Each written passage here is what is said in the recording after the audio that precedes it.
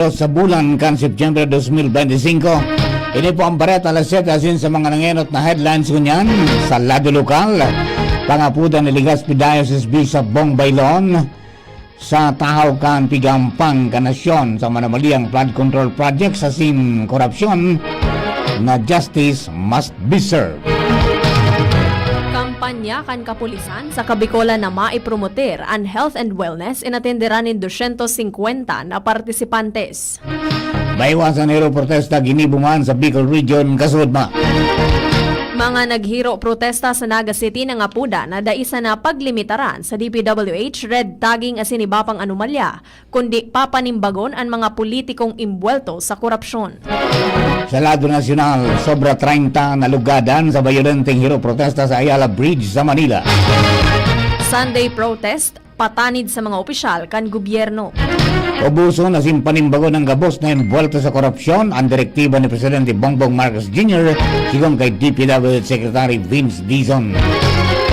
Mga dating DPWH officials na sinabunuan na sin Bernardo papagaon sa Senate Blue Ribbon Committee. Sa ibang nasyon, media access sa Pentagon dilimitara na sigun kay US Defense Chief Secretary Pete Hegseth. Baretang Sports, EJ Obiena gana sa World Pole Vault Challenge sa Makati. Yan ang headlines. Kunyan sa detalles kan mga bareta. Kami po ang sidong mga magiging tagapagbareta. Ako po si Jasmine Balon. Ako man po si Mardilon Daingiba. Sa bareta niya to sa lado lokal. Ang baretang ini hatod sa Indukan Optin Lutein Capsule. Alagaan ang paningin sa tulong ng Optin. Kitang-kita ang kalusugan ng mata. Justice must be served. Inian kabtan kan pangapudan ni Legazpi Diocese Obispo Bong Bailon sa iyang homilya sa Piña-Franza Novena Mass sa Naga Metropolitan Cathedral sa tahaw kan pigahampang kanasyon na manomaliyang flood control project sa sinkorupsyon. Sigong kay Obispo Bailon, dapat na magkaiko ng accountability, alagad, ipig pagirundom kay ni sa gabos na kung gusto nin pagbabago sa mga lideres, dahil paglingawan na kada saro may paagi para makamtan ini. Tinawan doon kan Obispo na gabos na naging parte kan corrupt system, guilty sa injustice, pigkabali wala ang mga tios mantang silensyo sa kautikan na sin biktima ng fake news asin naging parte kan vote buying kampanaw ng eleksyon.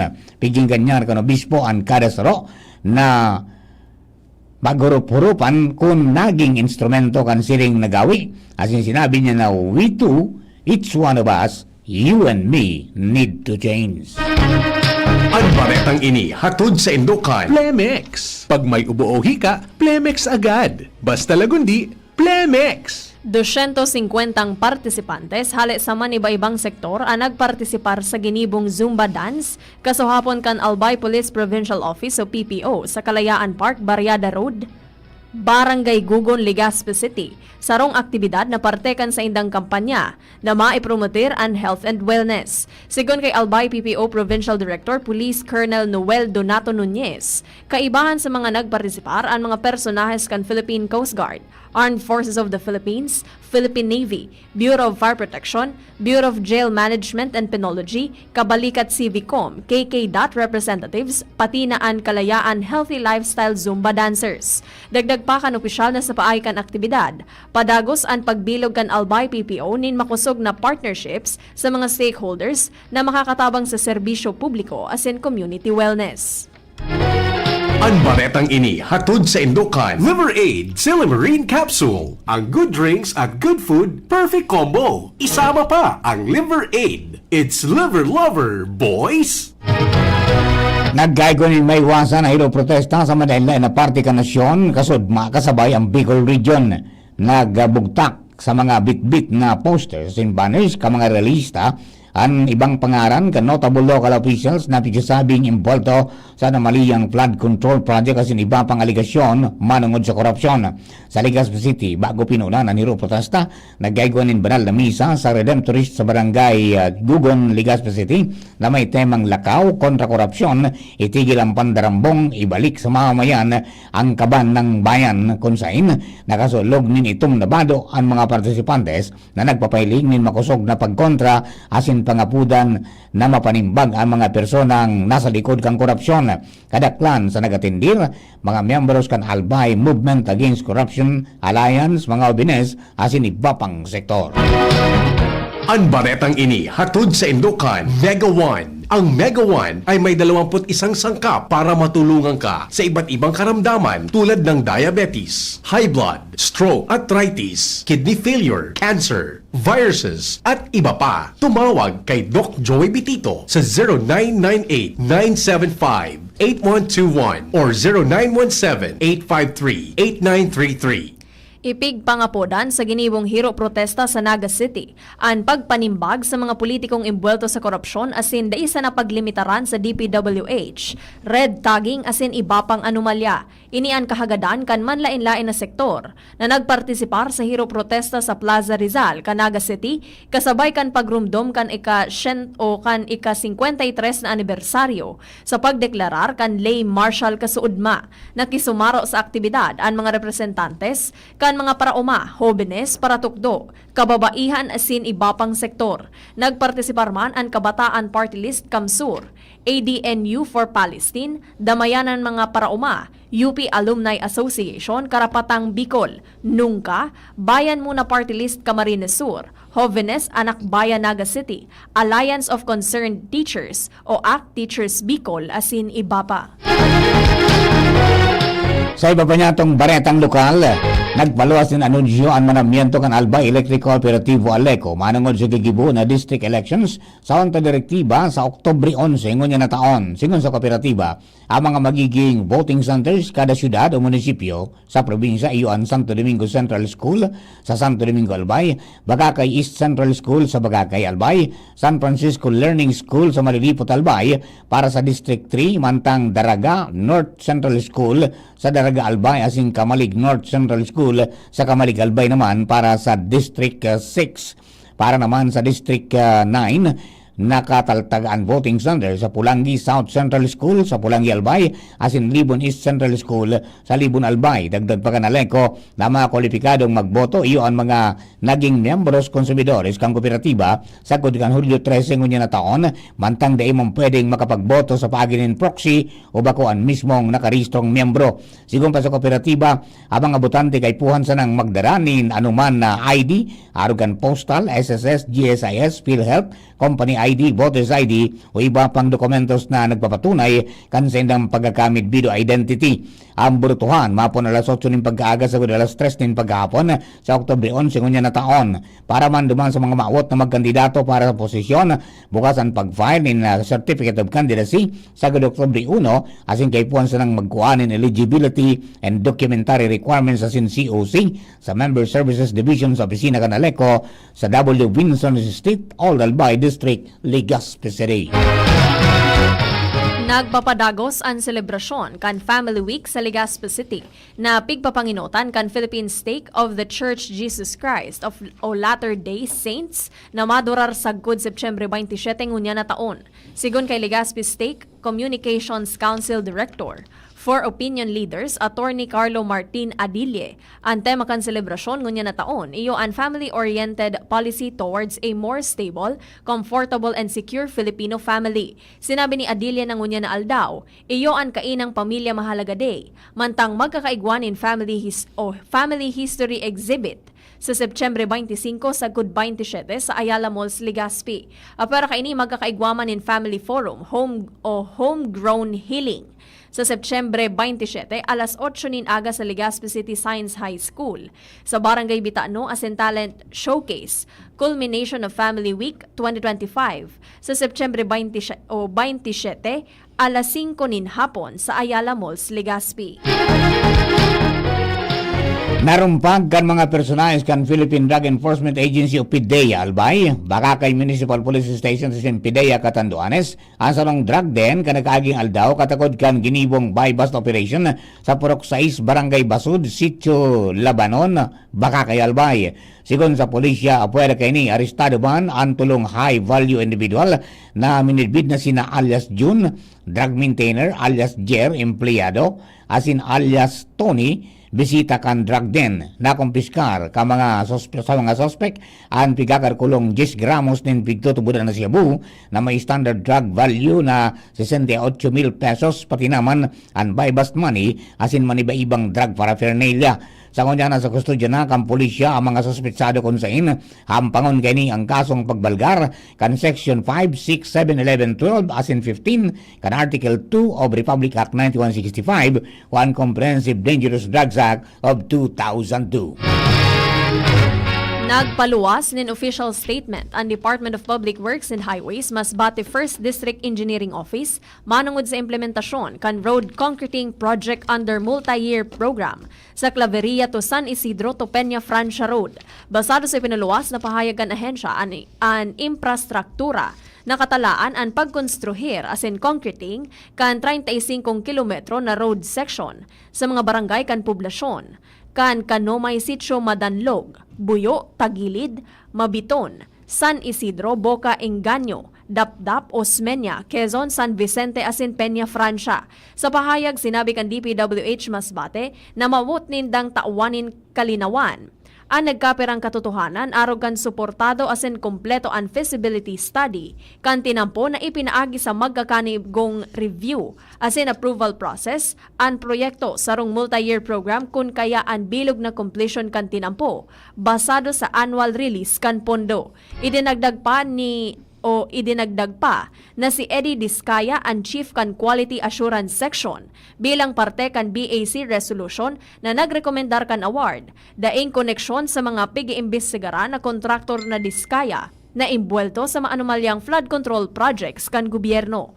Katakod kaini ipig-inganyar kan ahensya ang publiko na magtubod sana sa impormasyong ipig-paluwas kan DPWH. Asin ibitaran ang pagpapakalat nin unverified o misleading na mga pahayag manungod sa status asin scope kan nasabing proyekto. Bagatugang primerong parte yan kasatuyang Bareta alas 7, Bareta sa lado lokal, mga Bareta nato sa lado nasyonal. Ibang nasyon sports sa singkamugdagang kampanahon, nakalis lamang ka nagkampirang pagiramdom. At ngayon, ang pinakabago, ang pinaka-epektibong food supplement na mabusising ginawa sa Amerika at matapos ang 3 taon, aprobado na ng FDA. Mega One, ang evolusyonaryong produkto na nagtataglay ng 21 natural na mga komposisyon na nakatutulong upang palakasin ang immune system at ang ating kalusugan. Para sa karagdagang impormasyon, maaaring pumunta kay Doc Joey Bitito sa Barangay 18, Cabangan West, Legazpi City, kaharap lang ng Bangko Sentral ng Pilipinas. O tumawag sa 0998-975-8121 or 0917-853-8933 para sa free consultation sa natural medicine. bisitahin din ang aming Facebook pages, Mega One-Superfood at NHC Bayanihan Official. Mega One, evolusyon para sa kalusugan. Pre, makinig ka muna. Payong kaibigan lang ha.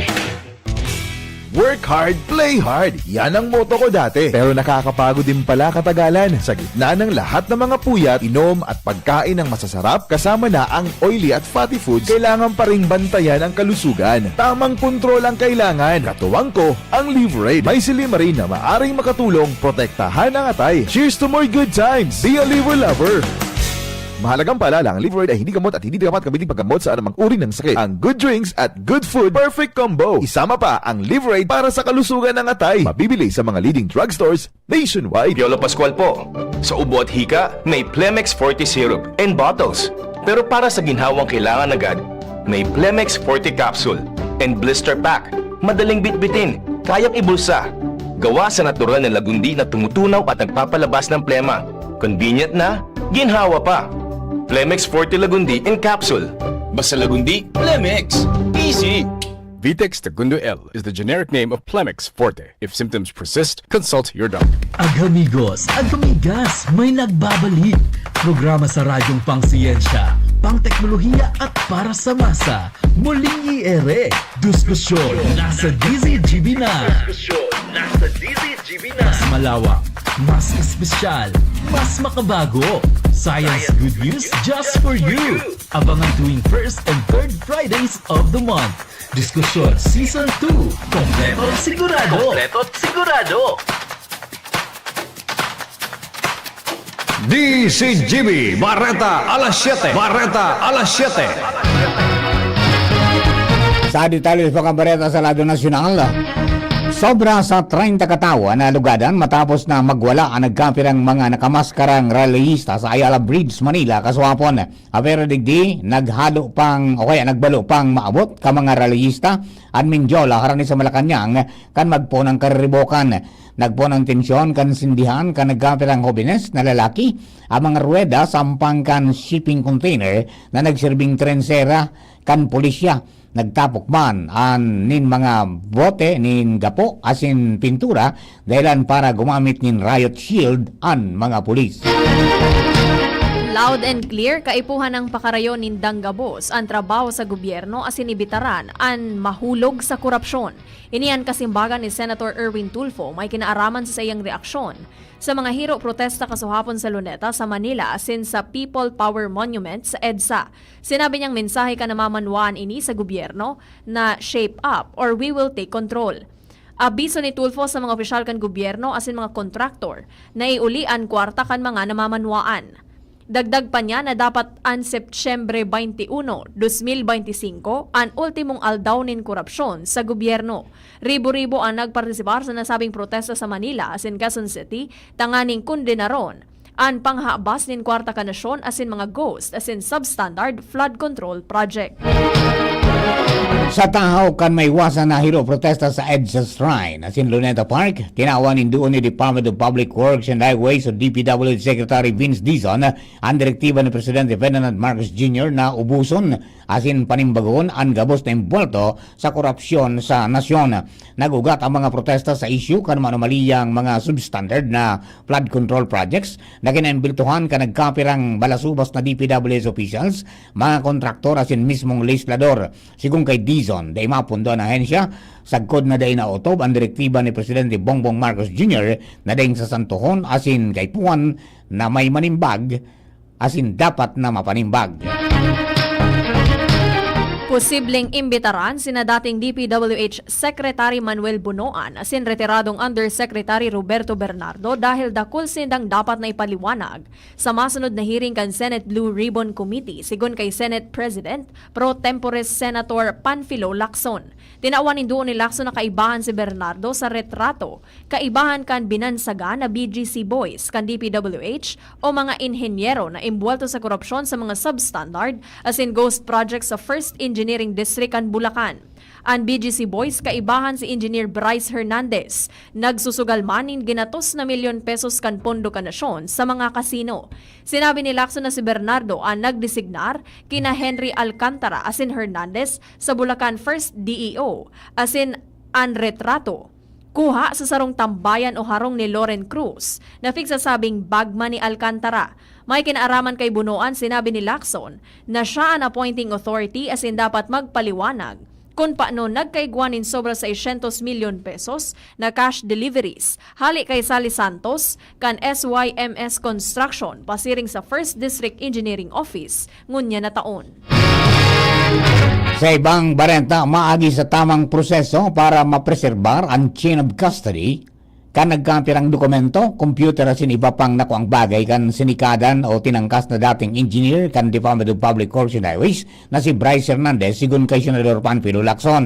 Sinabi ni Lacson na chairman kan Senate Blue Ribbon Committee na mga nakuang dokumentos ni Hernandez iyo ang pwedeng sumuporta sa pahayag niya sa investigasyon kan Senado may kinaraman sa anomaliyang flood control projects. Itinalaan ni Lacson at masunod na hearing kan Senate Blue Ribbon Committee sa Martes alas 9 ng aga dahil sa mga bagong development asin nakapaganda naman nini din imbitasyon para sa nagkapirang dating opisyal kan DPWH. Enot nang tinugutan si Hernandez na maghali ng Senado kan Sabado para magtipon ng ebidensya manungod kan sa iyang mga aligasyon nin payola asin kickback. Kaibanan ang pigsasabing pagtao sa mga senador na sina Jingo Estrada asin Joel Villanueva asin dating Representative Mitzi Cahayon Uy.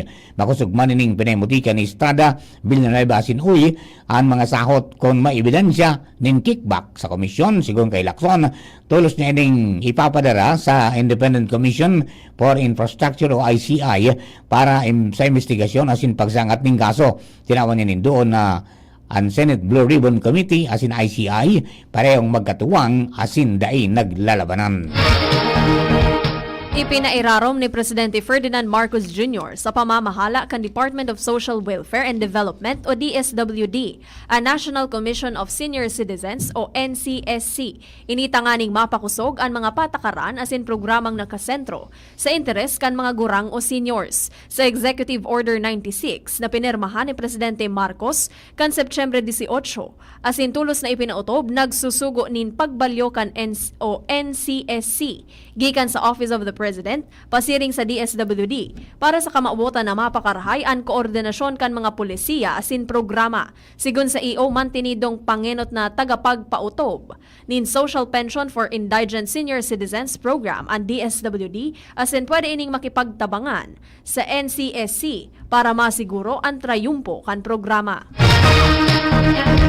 Magatugang para po sa satuyang mga bereta sa ibang nasyon asin sa lado ng Karawati Sports. Kuya po si Nicole Ann Gloriani sa detalye. Good morning, Nicole. Good morning, Sir Mar. Good morning sa mga paraantabay. Lilimitaran na kan Pentagon ang hiro kan mga journalist sa lawag kan sa indang opisina lalo na sa mga secured facilities. Ini matapos na mapabareta na sunod-sunod na pagluwas nin mga leak informations. Sa sarong social media post, ipinahayag ni US Defense Secretary Pete Hegseth na dahil ninda tutugutan na magkaigwanin access ang mga journalist partikular sa indang secured facility. Ipinagurumdom kan Pentagon sa mga journalist na kaipuhan indang magsunod sa mga patakaran kan opisina, partikular sa pagluwas ni mga o autorisadong impormasyon. Tinawanin doon ni Secretary Hegseth na ang Pentagon pigpapadalagan kan mga tawong nagtatrabaho digdi asin bako kan media kaya dapat sindang magsunod sa ipinapautob na polisiya. Apisar kan mga ipinapautob na bagong restrictions, mantinido man ang Department of War na committed sa transparency. Tanganing mamantinir man ang tiwala kan publiko, alagad kay puha na ang mga impormasyon na iluluwas sa publiko iyon opisyal asin autorisado. Sa lado kan Karawato Sports, ikinaugma kan mga lokal na tagahanga ang panggagana ni EJ Obiena sa atletang Ayala World Pole Vault Challenge na ginibo sa Ayala Triangle Gardens, Makati City kan kasuhapon. Apisar kan maraot na panahon na lampasin ni Obiena ang langkaw na 5.80 meters o katumbas kan sa iyang pinakamatibay na record asin dinaog si Thibaut Colliet kan France sa paagi kan countback. Pareho nindang nairehistro ang 5.80 meters, alagad si Obiena ang nakakuha kan panggana. Iniyan kainot inoting international title ni Obiena sa sadiring nasyon. Binalokman ni Obiena na lampasan ang 5.85 meters nin 2 beses asin 5.90 meters nin 0 beses, alagad ay ini nagtrayumpo. Si Colliet ang nagtapos nin ikalima sa World Athletics Championships kanakaging aldaw, dahil manaklear ang 5.90 meters sa tulong attempt. Iyan ang detalyas kan mga bareta sa lado kan ibang nasyon asin sports. Ako po si Nicole Ann Gloriani. Thank you, Nicole. Sa kamugda ka po ng panahon, uyaman ang pag-asa des Regional Forecasting Center si Miss Alexis Ruibibar. Miss Alexis, please come in. Opo, sa ating weather forecast, no, padagos ang epekto ng paroskang habagat na pinakusog nga nito ni Super Typhoon Nando dito sa Bicol Region. Asahan niya to ang mapanganurong kalangitan na may mga kalat-kalat na pag-uuran, asin pagkikilat at pagkaguldol sa buong Bicol Region, asin moderato sagkod sa makusog na turos, pati na rin ang katamtaman sagkod sa makusogong pag-alon ng kadagatan. Nga po ang latest natin dito kay Super Typhoon Nando.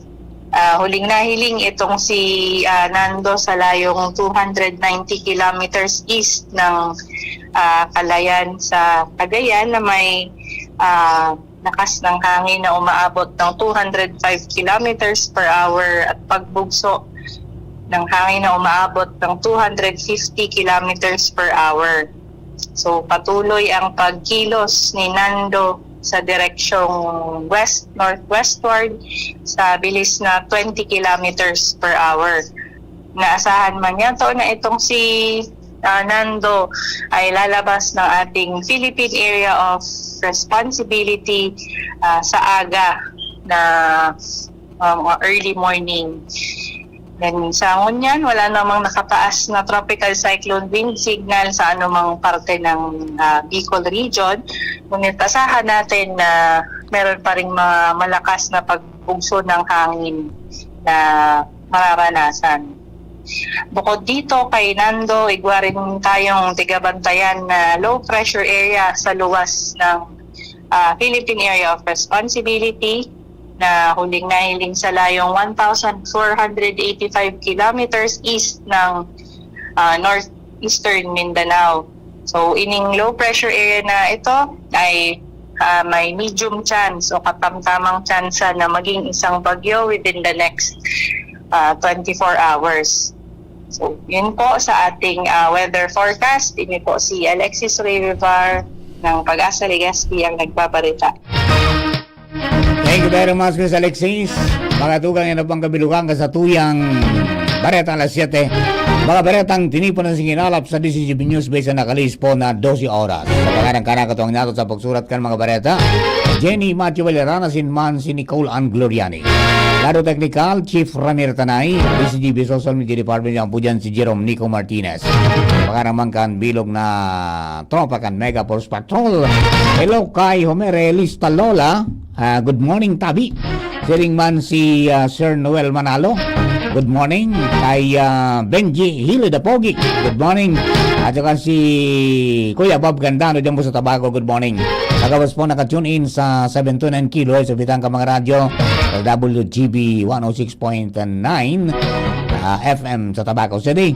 Siring man sa mga nakahiling, nakaantabay sa gabos na social media platform kan DCGB. Salamat ang pumaray. Kami ang sino mga naging tagapagbareta. Ako po, si Jasmine Balolo. Ako lang po si Mardela Daing Iba. Thank you for keeping us company. God bless the Philippines. Kapag na po ang masunod, ang hapot with BP Henry Maceda. Yan ang DCGB Bareta alas 7. Abangan ngiraray sa aga.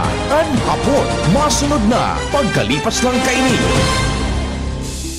Sumali at manalo sa Mega Milyonaryo Instant Raffle Promo. Hanapin